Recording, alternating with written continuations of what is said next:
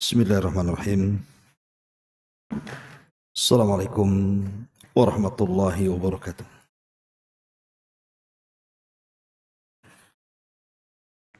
Alhamdulillah wassalatu wassalamu ala Rasulillah wa ala alihi wa sahbihi wa mawalah wa la hawla wa la quwata illa billahi wa ba'du.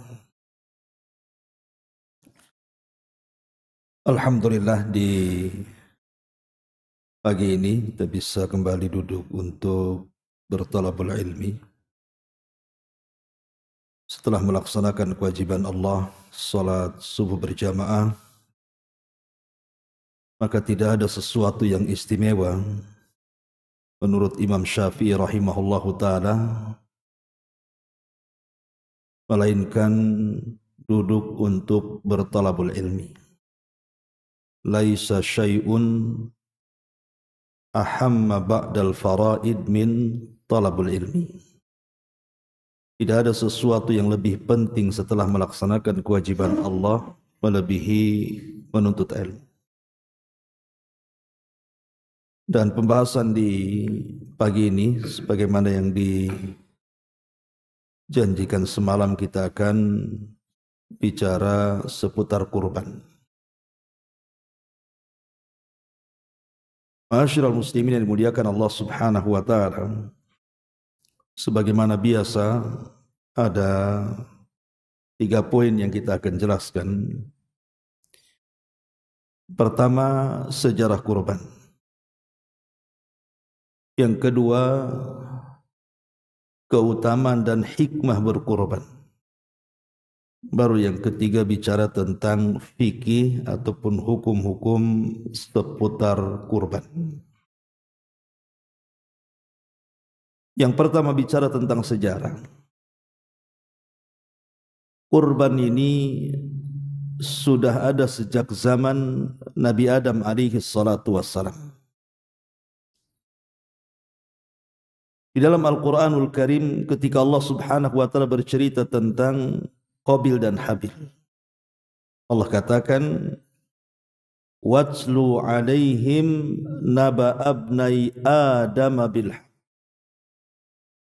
idh qarraba qurbanan fatukubbila min ahadihima wa lam yutaqabbal minal akhar." Bacakan wahai Muhammad kepada mereka tentang kisah 2 putra Adam, maksudnya Qabil dan Habil.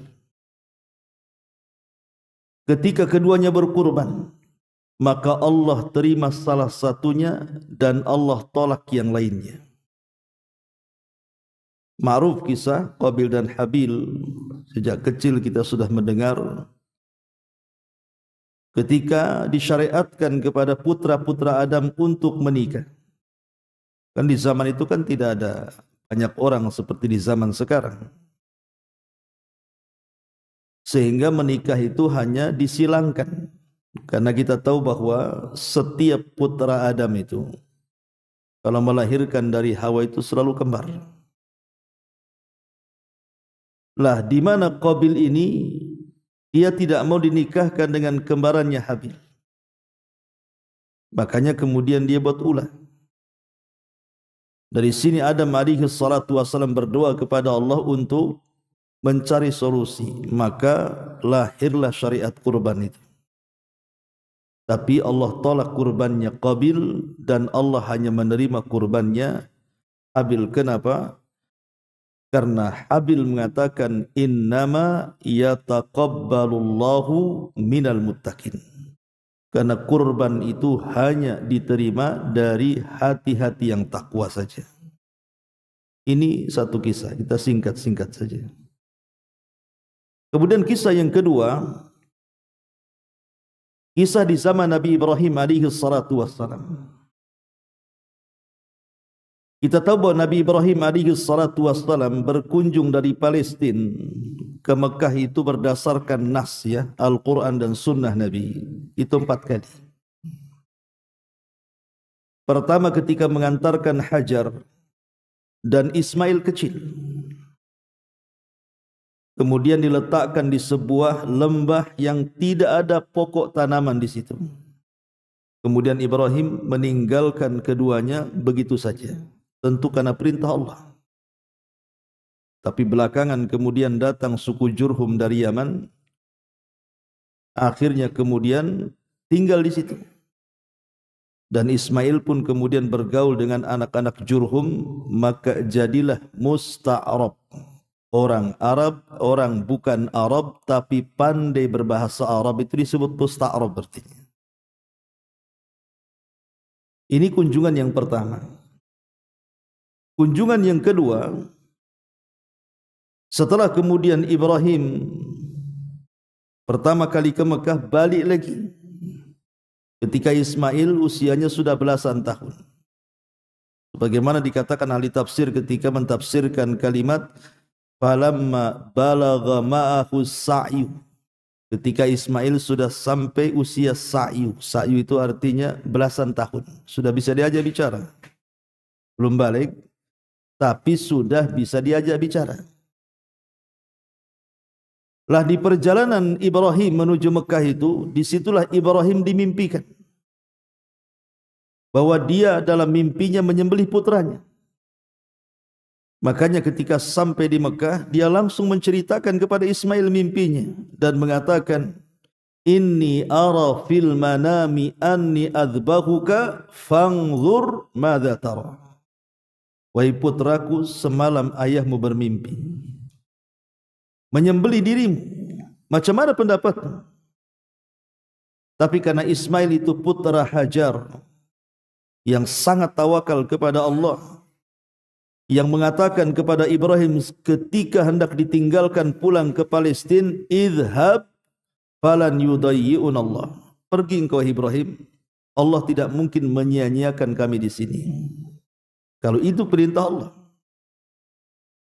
Lah sikap tawakal Hajar ini diwariskan kepada putranya Ismail, sehingga dia mengatakan, ya abatif al ma tu'mar satajiduni insyaallahu minas sabirin. Wahai bapakku, kalau ini perintah Allah, lakukan saja dan engkau akan dapati aku termasuk anakmu yang sabar. Inilah yang kemudian menjadi perintah kurban. Karena ketika Ibrahim betul-betul menyembelih Ismail, Allah buat tumpul tuh pisau itu, tidak bisa mengiris tengku Ismail.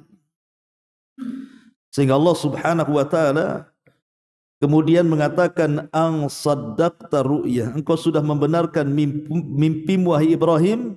Dan di ujung ayat Allah mengatakan, wa fadainahu bidhibhin azim wa tarakna alaihi fil akhirin.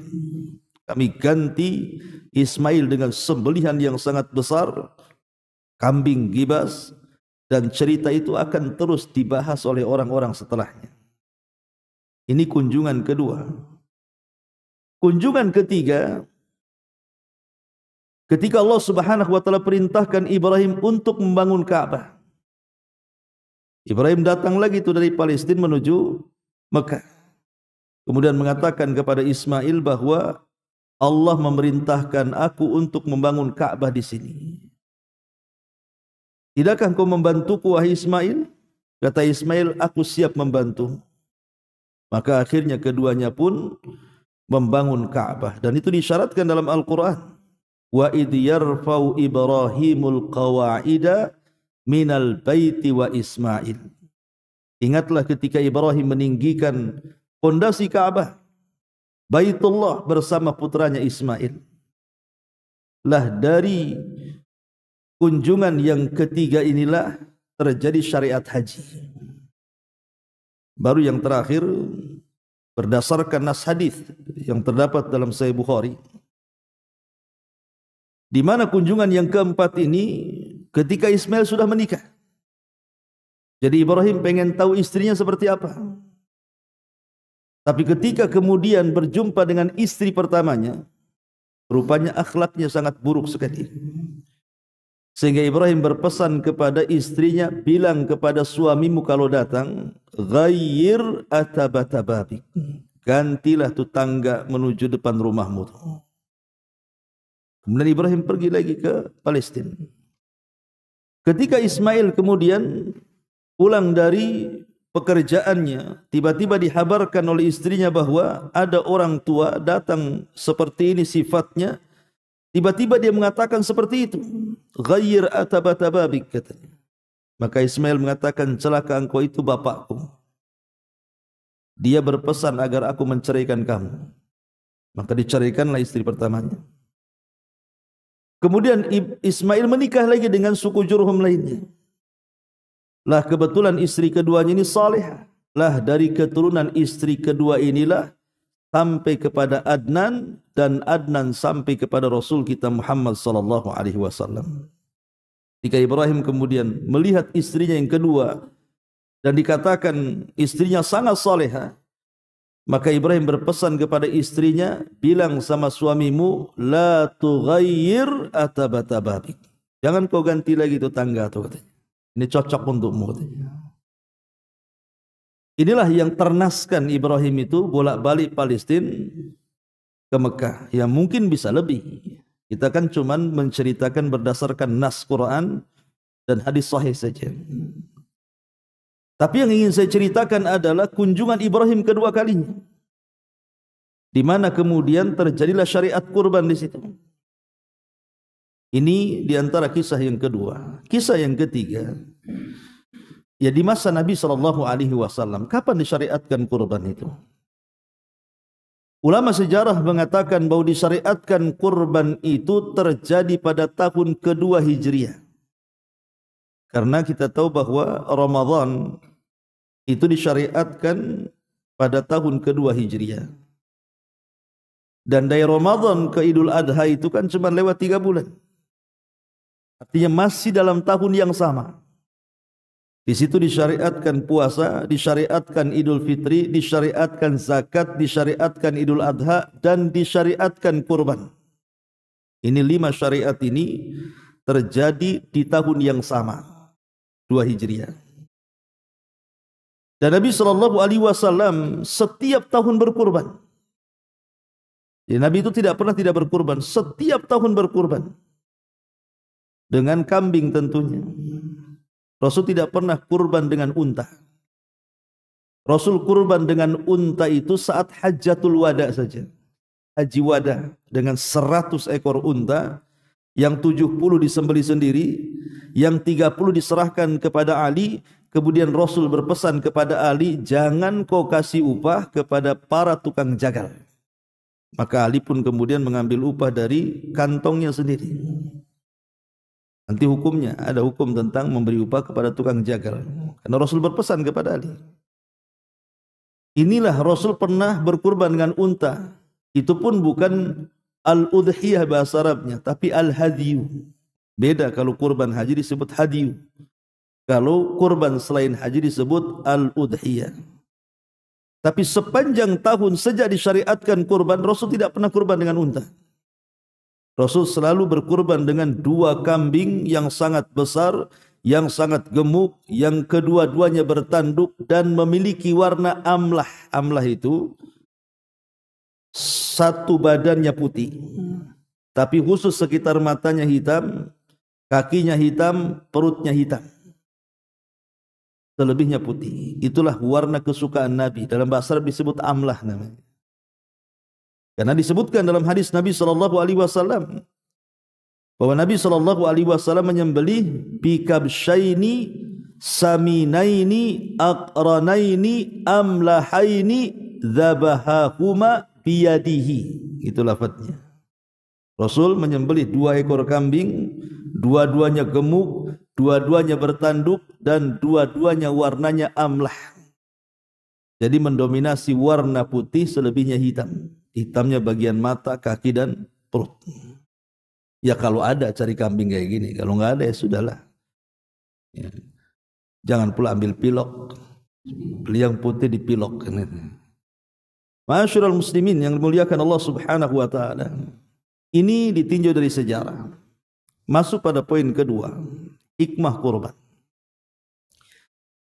Pertama, hikmah kurban, ya sudah tadi kita sudah jelaskan bahwa kurban itu adalah dalam rangka mengikuti sunnah Ibrahim.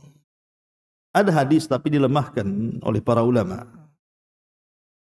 Seperti Syalbani melemahkan hadis ini. Ketika sahabat bertanya kepada Nabi SAW, "Ya Rasulullah, kalau memang syariat kurban ini adalah syariat Nabi Ibrahim, kemudian kita lakukan, kita dapat apa?"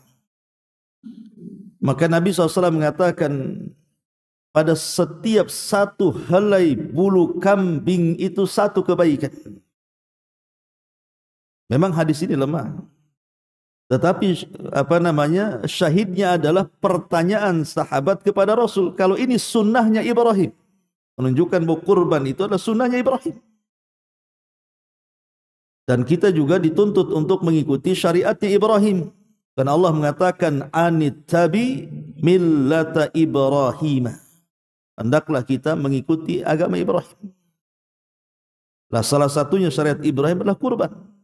Jadi kalau kita berkurban berarti menghidupkan sunnahnya Nabi Ibrahim alaihi salam. Ini yang pertama. Yang kedua, kurban ini mengingatkan kita tentang kesabaran. Bagaimana Allah Subhanahu wa taala menguji Ibrahim loh ya. Ibrahim itu sudah tua. Istrinya sudah tua. Anaknya baru satu, Ismail. Tiba-tiba kemudian sudah lama kepengen anak, sudah ada anak, tiba-tiba disuruh menyembelih. Ini kesabaran tingkat apa nih namanya? Siapa orang tua yang sanggup sabar seperti Ibrahim? Tapi Ibrahim ini disebut Khalilur Rahman. Dia adalah kekasih Allah. Walaupun dia sayang dengan anaknya, tapi dia lebih sayang dengan Allah Azza wa Jalla. Makanya dia menyembelih putranya, betul-betul disembelih. Betul-betul pisau itu sudah dijalankan di lehernya Ismail, tapi Allah buat tumpul pisaunya. Itu mukjizat untuk membenarkan bahwa Ibrahim itu betul-betul menyembelih putranya. Baru Allah ganti dengan sembelihan yang besar. Artinya di balik hikmah kurban itu kita dilatih kesabaran seperti sabarnya Ibrahim. Masyarul muslimin yang dimuliakan Allah Azza wa Jalla, kalau kita buat i'tiradat seperti, berarti kalau begitu ujian Ibrahim itu lebih tinggi dibandingkan ujian Nabi kita. Nabi kita kan enggak disuruh menyembelih anaknya kan. Ya, kita katakan memang Nabi Muhammad SAW tidak disuruh oleh Allah menyembelih anaknya. Tapi ingat, seluruh anak-anak Nabi SAW meninggal dunia dan Rasul yang menguburkannya, kecuali Fatimah. Qasim meninggal di waktu bayi. Abdullah meninggal di waktu bayi. Ibrahim meninggal di waktu bayi. Anak perempuannya baru sudah dewasa meninggal, sudah menikah semua. Diawali dengan Zainab meninggal, Ruqayyah meninggal, kemudian Ummu Kulthum meninggal. Semua anak-anak Rasul dikuburkan oleh Nabi, kecuali Fatimah, karena Fatimah meninggal 6 bulan setelah Rasul meninggal. Ini cuma dia saja. Lihat, memang Nabi tidak diperintah untuk menyembelih putra-putrinya kan, tetapi semua putranya meninggal. Ibrahim diperintahkan untuk menyembelih putranya, tapi Ismail masih hidup. Dia tidak jadi meninggal kan. Masyarul muslimin, tapi dua-duanya termasuk ulul azmi minar rusul, dan dua-duanya disebut Khalilur Rahman. Baik Nabi kita disebut Khalilur Rahman, dan Ibrahim pun disebut Khalilur Rahman. Kemudian yang ketiga, di antara hikmah udhiyah adalah, udhiyah ini, kurban ini bentuk syukur kita kepada Allah. Di dalam Al-Quranul Karim Allah Subhanahu wa taala mengatakan, "Kadzalika sakharnaha lakum la'allakum tashkurun." Begitulah kami telah membuat tunduk binatang-binatang ternak kepada kalian supaya kalian bersyukur. Coba Anda bayangkan, kalau seandainya kambing berani kepada manusia, satu kambing saja, ngejar antum tuh. Berani antum melawan kambing? Satu kambing saja loh ya. Ada kambing ngamuk di situ. Takut semua manusia tuh. Cuma ada satu kandang. Cuma semua kambing berani sama kita. Setiap melihat kita dikejarnya, ditabraknya kita. Itu baru kambing tuh. Gimana kalau yang ngamuk sapi? Nggak mati kita diseruduk kan. Itu baru sapi. Gimana pula kalau unta ditunjang matilah kita kan gitu. Tapi 3 binatang ternak itu ditundukkan oleh Allah kepada kita. Bahkan satu penggembala bisa megang ribuan kambing. Melawan kambing sama kita. Satu penggembala dia bisa merawat ribuan unta. Tak ada unta yang kemudian membunuh majikannya. Bahkan keajaiban unta, walaupun majikannya itu masih kecil, anggaplah 3-4 tahun, kalau itu tahu majikannya, maka dia akan nurut unta. Siapa yang menundukkan ini kalau bukan karena Allah? Sehingga dengan ditundukkan binatang ternak, kita bisa makan satenya, kita bisa minum susunya, kita bisa jadikan tunggangannya. Ini kan nikmat semuanya. Lah ketika Allah tundukkan binatang-binatang ternak ini, Allah katakan kadzalika sakharnaha lakum. Begitulah kami tundukkan itu kepada kalian. Allah hanya minta satu, la'allakum tashkurun, bersyukur kalian dengan cara apa? Berkurban dari hewan ternak itu. Entah dengan kambing, entah dengan sapi, entah dengan unta. Ini yang ketiga. Kemudian yang keempat, kurban juga al-udhiyatu syairatun min syairil Islam. Bahwa udhiyah atau kurban itu termasuk syiar-syiar Islam. Termasuk syiar-syiar Islam. Artinya ada amalan yang sifatnya disembunyikan, ada amalan itu yang dan sifatnya ditampakkan. Lah kurban ini amalan yang ditampakkan. Makanya antum jangan beli kambing disembelih di dapur. Orang enggak tahu tetangga. Karena ini syiar harus tampakkan, sama dengan azan, sama dengan salat jamaah. Ini bagian daripada syiar-syiar Islam. Makanya ketika Imam Ibn Utsaimin, Muhammad Ibn Utsaimin rahimahullahu taala ditanya, apakah boleh kemudian berkurban itu dipindahkan ke lain daerah? Umpamanya antum memindahkan dari Uban, orang tuanya di kampung, udahlah kirim ke kampung aja lah, kurban di kampung gitu kan. Maka jawaban Al-Imam Muhammad Ibn Utsaimin, Syekh Utsaimin rahimahullah taala mengatakan sebaiknya tidak. Sebaiknya berkurban di sini. Tidak perlu diantar ke kampung. Kenapa? Karena kurban itu syiar dari syiar Allah. Ketika kemudian kita kirim kurban itu ke kampung, maka akan banyak sunnah yang ditinggalkan. Pertama, kata beliau, sunnah memilih kurban. Karena ketika kita membeli kurban itu ada niat ta'yin kepada pedagangnya, Pak, saya beli kambing untuk kurban. Harus jelas. Kalau saya beli kambing saja, maka ini bukan hewan kurban karena belum ada niat. Ya, dan niat kurban itu dilafadzkan. Kemudian juga yang kedua, sunnah menyembelih. Menyembelih kan sunnah hukumnya. Kemudian yang ketiga, sunnah makan. Kemudian yang keempat juga dibagi-bagikan kepada fuqara dan masakin tempatan. Itu akan hilang semuanya. Kalau seandainya kurban itu dialihkan ke tempat lain, kecuali kata beliau, memang tempat-tempat itu sangat berhajat. Seperti umpamanya terjadi gempa, terjadi tsunami. Akhirnya kemudian mereka pun berada di pengungsian, kelaparan. Nah, itu lain lagi ceritanya. Ya. Intinya bahwa kurban ini termasuk syiar daripada syiar-syiar Allah Subhanahu wa taala. Dan siapa yang mengagungkan syiar Allah, maka itu bentuk takwa kita kepada Allah. Wa man yu'azzim sya'airallah fa innaha min taqwal qulub, kata Allah. Ini di antara hikmah kurban yang keempat. Kemudian yang kelima, di antara hikmah kurban juga adalah awsi'atu lil fuqara'i wal masakin. Dalam rangka menyenangkan hati-hati orang-orang fakir dan miskin.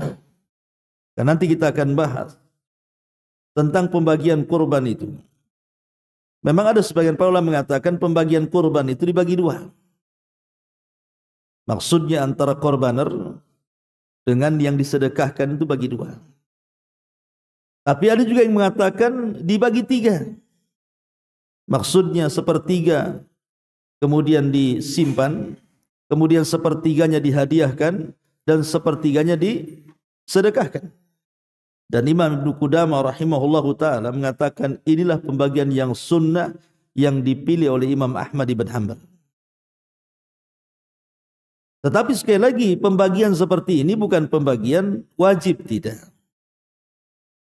Seandainya kita mau menyerahkan semua kurban ke panitia, nggak usah, sehingga nggak makan kambing, ambil sedekahkan semua, nggak ada masalah. Ataupun sebaliknya, bawa kambingnya ke rumah semua. Nih, saya punya kambing, tolong sembelih, tolong kuliti, ini upahnya. Tapi semuanya setelah dikeresekin bawa ke rumah semua. Boleh? Boleh, tidak ada masalah. Cuma tega saja. Bisa kalau kayak gitu tuh. Kan gitu. Kalau ngasih orang-orang kan itu. Tapi kan secara pembagian tidak ada masalah, karena kan bukan pembagian yang lazim. Ya, memang sunnahnya dibagi tiga, itu pun berdasarkan hadis Nabi SAW, kulu waddakhiru wa tasaddaqu, kata Rasul, makan, simpan, sedekahkan. Lalu di sini bagi tiga kan begitu. Ya. Tapi yang mengatakan dibagi dua berdasarkan dalil Al-Quran, wa kulu minha wa at'imul qani al-mu'tar. Makanlah dan selebihnya berikan kepada orang-orang yang berhajat dan membutuhkan. Jadi yang berdalil dibagi dua ayat Quran, yang berdalil dibagi tiga hadis Nabi. Tapi sekali lagi ini semua sunnah, tidak wajib. Ya. Masyarul muslimin yang dimuliakan Allah Azza wa Jalla, intinya bahwa kurban ini ada bagian sedekah para fuqara wal masakin. Dan itu bentuk yang semalam saya jelaskan, amalan yang disebut dengan jabrul qulub tadi.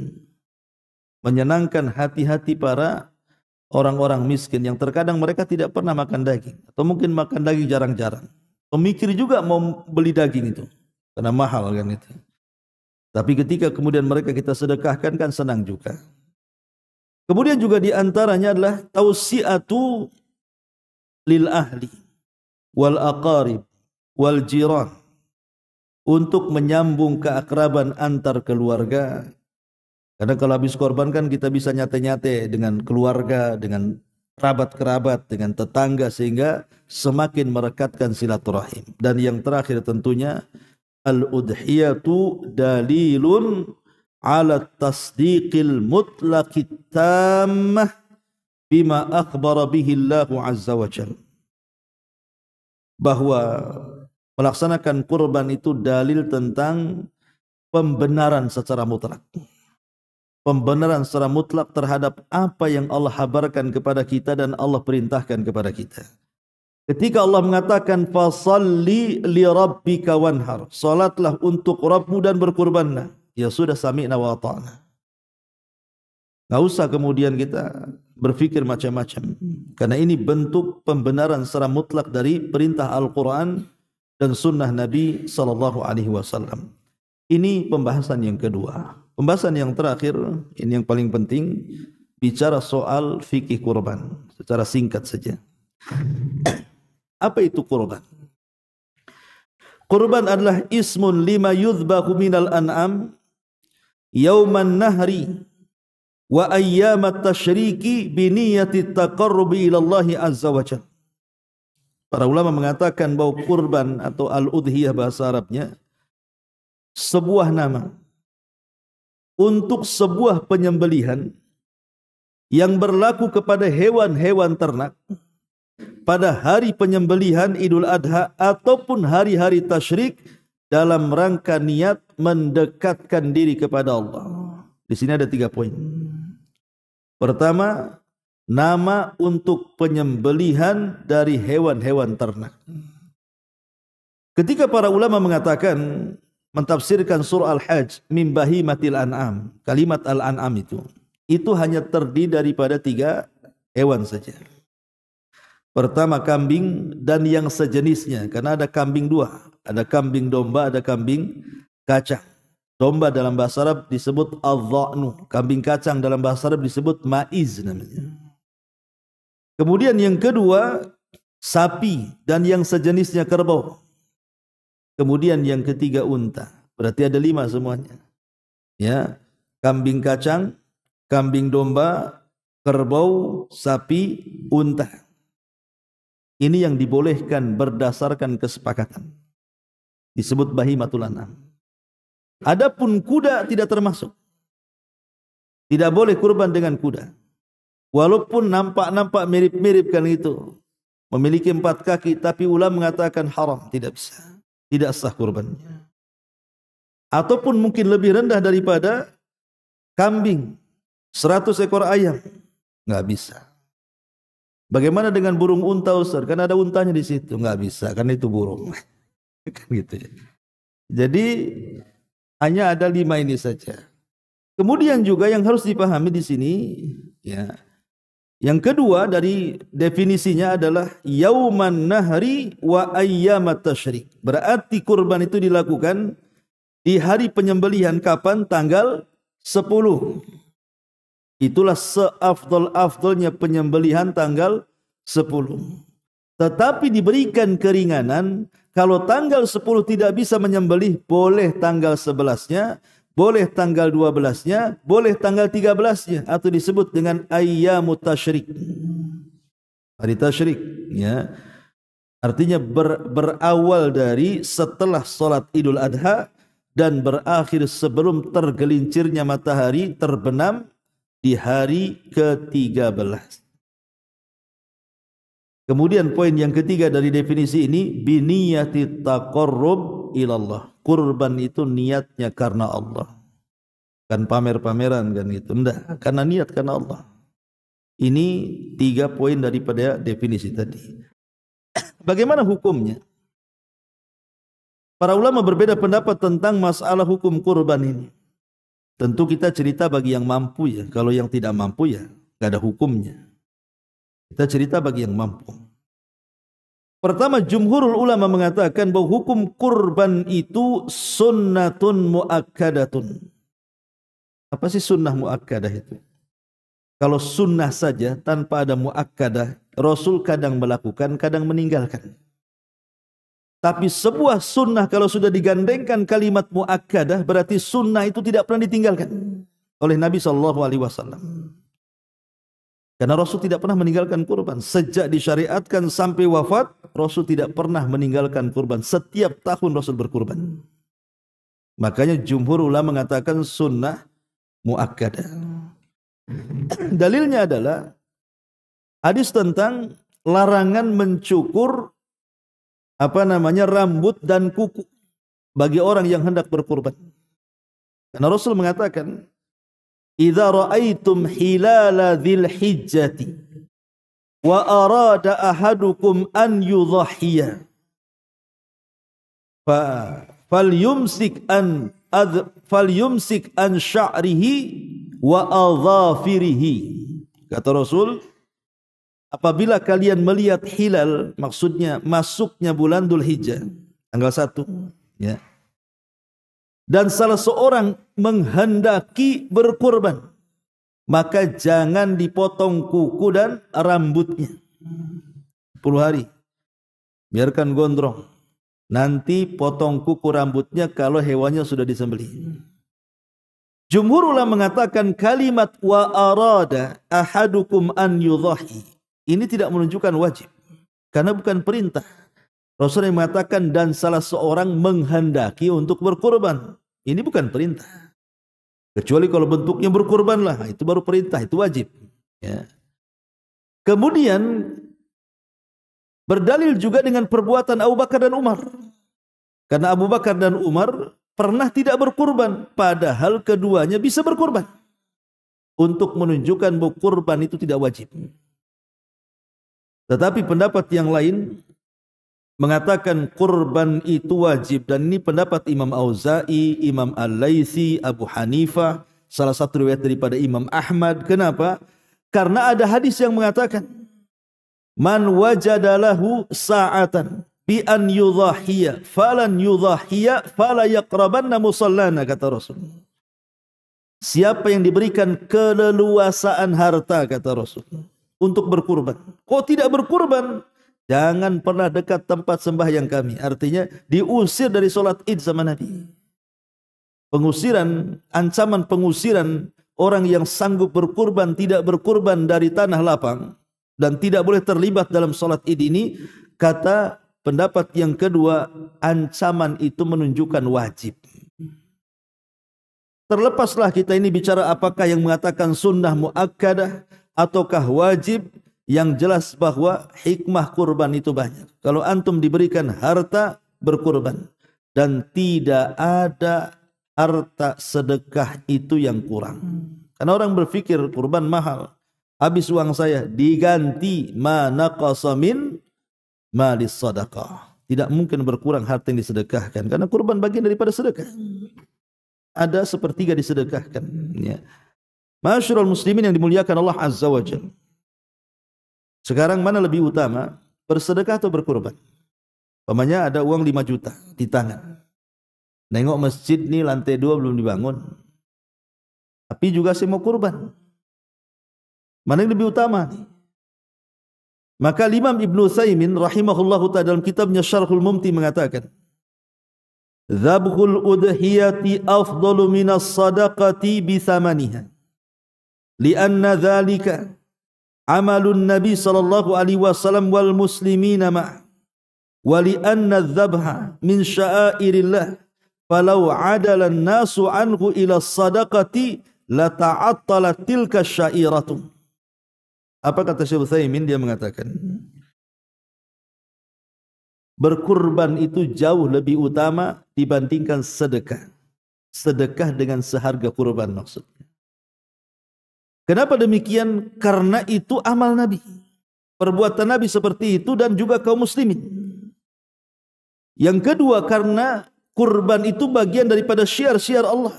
Kalau seandainya kemudian semua orang memilih sedekah dan meninggalkan kurban, kata Syekh Utsaimin, maka akan hilanglah syiar-syiar itu. Karena sedekah lebih mudah dibandingkan kurban. Sedekah kan tinggal datang ke masjid, ini ambillah untuk bangun ini. Tapi kurban tidak bisa, beli kambing dulu, disembelih lagi, dikuliti lagi, dikeresekin lagi, dibagi-bagikan, kan kerja capek itu. Ya kan? Sebenarnya kalau seandainya sedekah lebih mudah kan, tapi Rasul tidak melakukannya. Tetap Rasul berkurban. Kalau sedekah itu memang lebih afdal, tentu Rasul akan bersedekah, tapi tidak juga, Rasul tetap berkurban setiap tahun. Maksudnya di sini kalau kita punya uang di hari-hari yang disyariatkan kurban. Ya sekarang inilah hari-hari disyariatkan kurban kan gitu. Tanggal 1 sampai tanggal 13 kan gitu ya. Kita siapkan kurban ini. Baik, kemudian yang selanjutnya adalah tentang syarat-syarat berkurban. Kita loncat saja karena waktu juga. Syarat berkurban ini pertama berkaitan dengan usia ya. Antum kalau beli kambing, beli sapi, beli unta itu, perhatikan usianya. Disebutkan di banyak kitab-kitab fikih. Salah satunya Siddiq Hasan Khan. Beliau mengatakan, di antara usia-usia kurban yang disepakati. Kita mulai dari kambing dulu. Kambing ada 2 jenis. Ada al-dha'nu, ada al-ma'iz. Kalau dha'nu, domba. Kalau ma'iz, kambing kacang. Domba usia 6 bulan sudah boleh dikurbankan. Jadi minimalnya 6 bulan ke atas. Itu domba. Adapun ma'iz, kambing kacang, itu minimalnya 1 tahun ke atas. Jadi minimal 1 tahun lebih ke atas. Nggak boleh kurang. Kalau kurang tidak sah kurbannya. Kemudian sapi minimalnya 2 tahun ke atas. Kemudian unta minimalnya 5 tahun ke atas. Ini usia yang disepakati. Kalau di bawah ini dikurbankan tidak sah kurbannya. Umpamanya unta kurang dari 5 tahun, sapi kurang dari 2 tahun, kambing kacang kurang dari 1 tahun, ataupun kambing domba kurang dari 6 bulan, tidak sah kurbannya. Dan itu termasuk syarat usia ini. Makanya harus tanya kepada pakar-pakar domba. Kalau orang kan enak, berapa usianya bang? Sekian. Gak mungkin tanya domba berapa usianya. Yang tahu ya tukang domba, biasanya ditengok dari gigi kan begitu kan. Orang domba tahu, ditengok giginya tuh. Rompang, oh ini sekian. Kalau bukan ahli perdombaan, antum tidak tahu. Kecuali itu tukang adu domba. Artinya bahwa ini dalam syarat usia ini harus ada. Ini yang pertama. Ya. Yang kedua, syarat kedua adalah harus terbebas dari 4 cacat yang disepakati. 4 cacat yang disepakati tidak boleh ada pada hewan kurban. Dan itu berdasarkan hadis Nabi. Nabi mengatakan arbaun la tajuzu fi dhahaya, kata Rasul. Ada 4 perkara tidak boleh ada pada hewan kurban. Yang pertama kata Rasul al-awra al-bayyin awaruha, al-arja al-bayyin arajuha, al-maridhatul bayyin maraduha, al-hazilatul lati la tunki, kata Rasul. Pertama, hewannya buta sebelah dengan buta yang nyata. Yang kedua, hewannya pincang dengan pincang yang jelas. Yang ketiga, hewannya sakit dengan sakit yang jelas. Kemudian terlampau kurus sehingga hilang sumsumnya karena ketuaan kambingnya. Ini 4 perkara tidak boleh. Di sana ada namanya mafhum aulawi. Dalam ilmu usul fikih, mafhum aulawi itu maksudnya sesuatu yang tidak disebut lebih parah dibandingkan yang disebut. Seperti namanya Allah mengatakan, fala taqul lahuma uff. Jangan katakan kepada orang tuamu ah. Berarti memukul lebih tak boleh lagi. Padahal kan memukul tidak ada larangan. Ada ayatnya melarang memukul orang tua? Enggak ada. Yang ada jangan mengatakan ah saja. Ini sebut mafhum aulawi. Ah saja enggak boleh, apalagi mukul. Itu namanya mafhum aulawi namanya. Lah kalau yang buta sebelah saja enggak boleh, macam mana yang buta dua-duanya, gitu maksudnya. Maka tidak boleh lagi. Yang 1 kaki pincang itu saja tidak boleh, 4-4-nya pincang pula, makin tak boleh. Ya gitu. Seperti itu mafhumnya. Tapi kalau seandainya di bawah itu, ini menjadi khilaf ulama tuh. Semana kalau seandainya di bawah daripada 4 itu. Seperti mamanya ekornya putus, telinganya sobek, itu kan di bawah itu semua kan. Ada yang mengatakan sah tapi ma'al karaha, sah tapi makruh. Ya. Tetapi kata para ulama, kalau seandainya nih antum beli kambing sehat-sehat saja, beli kambing di kandang itu sehat, nampak sehat, disuruh jalan dia bisa jalan kan itu. Kecuali kambing yang obesitas ya, gemukan, itu bukan pincang. Ada kambing kan gemuk tuh, itu sondosip tuh apa tuh namanya, kambing gemuk tuh kan, itu tidak bisa jalan bukan karena pincang, karena gemuk. Kayak kita pun kalau gemuk susah jalan juga kan begitu ya. Maksudnya ini yang pincang, kita nggak bercerita yang gemuk ya. Jadi kalau kita beli betul-betul sehat nih, tiba-tiba di hari haknya datang kok pincang dia, boleh nggak dikurbankan? Lah Syekh Utsaimin mengatakan dalam hal ini, dia mengatakan lihat kepincangannya kenapa. Kalau karena keteledoran kita yang punya kambing, umpamanya kita kasar, dorong-dorong kambing, nyambuk-nyambuk kambing, ataupun geret kambing akhirnya terjatuh pincang, ganti dengan kambing baru. Tapi kalau bukan karena keteledoran kita, bukan karena kelalaian kita, memang kambingnya yang lalai. Ya, bukan kita yang lalai, kita sudah berusaha lembut, ya kan? Kita masukkan ke kandang, entah mungkin dia apa namanya kesurupan atau apa gitu ya. Nandu-nandu apa atau pincang sendiri, itu boleh dikorbankan. Jadi itu kembali kepada pemilik kurban. Karena ketika beli kita sehat masalahnya. Kok ketika hari hanya mau disembelih sakit kan gitu, maka sekali lagi dikembalikan kepada kita. Kalau itu karena kelalaian kita, ganti kurbannya, nggak boleh. Tapi kalau karena kelalaian kambingnya bukan kita, maka sah dikorbankan. Ya. Baik, ini yang harus dipahami. Kemudian juga yang harus dipahami adalah ketika berkorban untuk orang mati. Berkorban untuk orang mati ini ada 3 bentuk. Disebutkan oleh Syekh Utsaimin juga dalam kitab Syarhul Mumti'. Jadi 1 disyarikatkan. 2 karena ada wasiat atau nazar. Yang ketiga istiqlal. Memang hanya tidak ada apa-apa. Memang saya ingin korban untuk ibu saya sudah meninggal. Gitu saja. Yang pertama dan yang kedua sepakat ulama tidak ada khilaf. Mensyarikatkan orang mati kepada orang hidup tidak ada khilaf. Contoh, saya punya kambing, 1 ekor. Saya sembelih. Bismillahi Allahu Akbar. Allahumma taqabbal minni. Bismillahi Allahu Akbar. Ya Allah, terimalah kurbanku. Kemudian, dan juga korban keluargaku. Plus orang tuaku yang sudah meninggal. Itu boleh. Itu namanya mensyirikatkan orang mati ke orang hidup. Nggak ada khilaf. Karena itulah yang dikatakan oleh Abi Ayyub Al-Ansari radhiyallahu an, kami di masa Rasul, kami menyembelih 1 ekor kambing untuk kami dan untuk keluarga kami. Dan Nabi juga mengatakan ketika menyembelih 2 ekor kambing, yang satu untuk dia dan keluarganya, yang satu untuk umatnya, tanpa menyebutkan apakah umatnya itu yang hidup atau yang mati. Jadi kalau diserikatkan boleh. Yang kedua, karena sebuah nazar atau wasiat, orang tuanya nazar atau wasiat, ya kan? Maka itu sepakat ulama berarti walinya harus berkorban karena melaksanakan wasiat atau melaksanakan nazar. Ini 2 perkara tidak ada khilaf. Yang jadi khilaf para ulama itu memang kita sengaja beli kambing, ibu kita sudah meninggal, ayah kita sudah meninggal, memang dikhususkan kambing itu untuk dikurbankan dan pahalanya ditransfer kepada kedua orang tua. Ini yang jadi khilaf ulama. Apakah boleh kita ini berkurban semata-mata ditujukan kepada orang mati secara khusus, tanpa ada wasiat, tanpa ada nazar, tanpa disyirikatkan?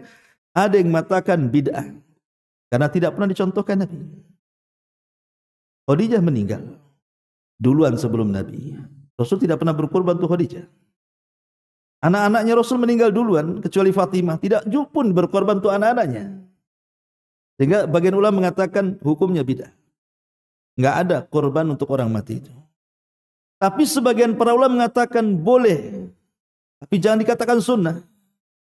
Boleh tapi jangan dikatakan sunnah. Kenapa? Karena ketika kita berkorban itu ada bagian sedekah di dalamnya. Dan sepakat ulama sedekah untuk orang mati itu boleh. Jadi ditinjau dari jenis sedekahnya saja, bukan yang lainnya. Ya. Tetapi ini masalah khilaf para ulama ya. Kalau sudah masalah fikih itu dalam bahasa ulama itu al-amru fihi wasi, perkaranya luas. Ya, tidak perlulah saling menyalahkan, bahasanya kan begitu. Kalau urusan fikih ya, lain kalau urusan akidah. Intinya bahwa sebaiknya kalau ingin keluar dari khilaf, ambil yang pertama. Beli kambing, kita sembelih, ya Allah ini kurbanku, kurban keluargaku plus orang tuaku yang sudah meninggal. Kan selamat tuh, keluar dari khilaf namanya ya. Daripada kita khilaf ngomong masalah orang mati boleh enggak boleh, capek lah. Langsung poin yang pertama. Ma'asyiral muslimin yang dimuliakan Allah Subhanahu wa taala. Ini sudah jam 6 ya. Sudah aja. Sudah aja ya. Sudah jam 6 masalahnya. Ya, mudah-mudahan ada manfaatnya. Sebenarnya ada 40 persoalan di waktu juga ya. Mudah-mudahan ada manfaatnya. Subhanallah bihamdika. Asyhadu an la ilaha illa anta astaghfiruka wa atubu ilaik. Allahu